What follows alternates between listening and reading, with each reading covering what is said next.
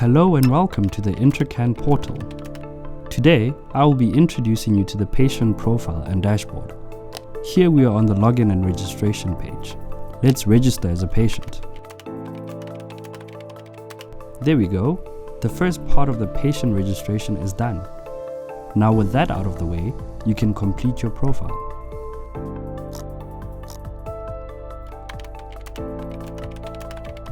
Just like that, a patient profile is created. Here you now have access to the dashboard. Once your doctor submits a Section 21 application for you, this area will start to populate. But first, we have some quick links.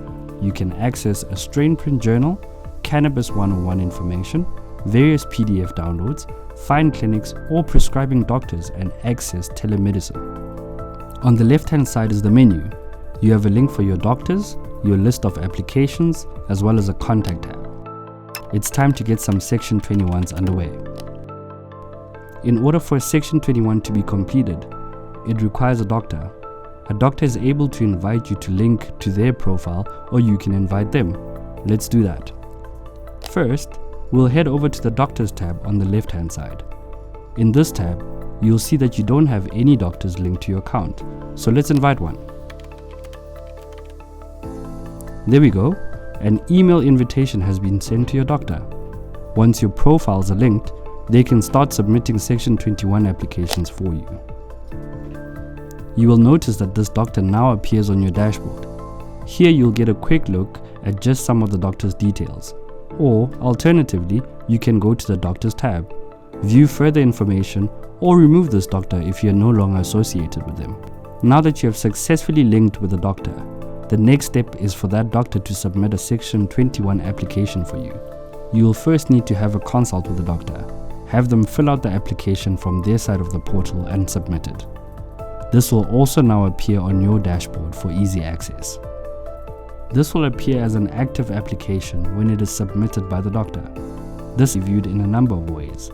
Starting with the Applications tab on the left-hand side, you will see that your application has now appeared, along with downloads related to your application.